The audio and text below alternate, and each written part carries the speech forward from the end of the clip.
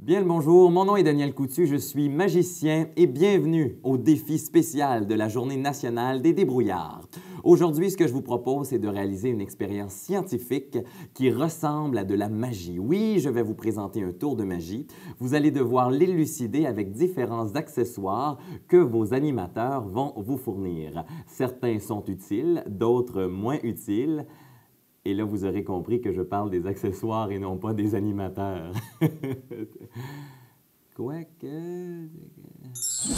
Donc, pour réaliser cette expérience, tu auras besoin de plusieurs accessoires, dont un pot transparent comme un pot maçon. Tu auras besoin d'un aquarium ou d'un bocal pour accueillir l'eau qui va tomber.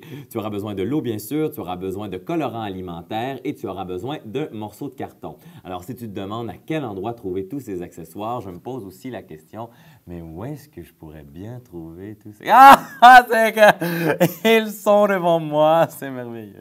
Sérieusement. Je vais te présenter une expérience que tu as peut-être déjà vue, mais avec une finale qui risque de te surprendre.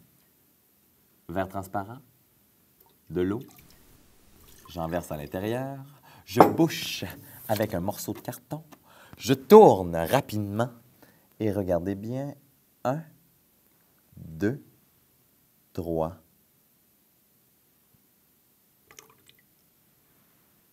L'eau ne tombe pas. Et si l'eau ne tombe pas, c'est qu'il y a un phénomène qu'on appelle de la succion, c'est-à-dire que la pression de l'air pousse dans toutes les directions, vers la gauche, vers la droite, vers le bas, mais aussi vers le haut. Mais ce qui est encore mieux, c'est que si j'enlève le morceau de carton, l'eau ne tombe toujours pas. Et c'est le défi que je te propose aujourd'hui, cher débrouillard, chère débrouillarde.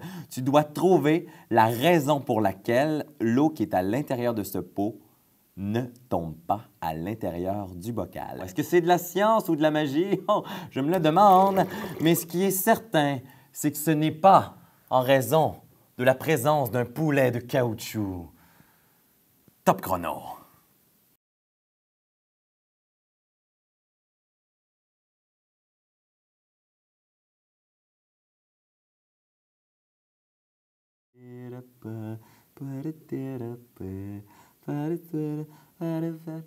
Ah! Te revoilà! Alors, je sens que tu meurs d'envie de savoir comment réaliser cette expérience cette expérience extraordinaire. Et pour la réaliser, tu dois utiliser un principe qui se rapproche beaucoup de la première expérience que je t'ai montrée. En fait, le pot maçon que j'ai utilisé était un pot maçon truqué. Et il a été truqué avec un morceau de moustiquaire coincé grâce au couvercle métallique du pot maçon. Le moustiquaire permet bien sûr à l'eau d'y entrer, mais elle ne ressort pas puisque l'eau va boucher tous les petits trous du moustiquaire grâce à une des propriétés qu'on lui connaît, celle de la tension superficielle. Et la tension superficielle de l'eau, c'est ce qui permet aux petites bébites patineuses de marcher sur l'eau. Donc, la tension superficielle de l'eau bouche les trous, l'air ne peut pas entrer à l'intérieur, la pression atmosphérique fait son travail, l'équilibre est créé et l'eau ne tombe pas.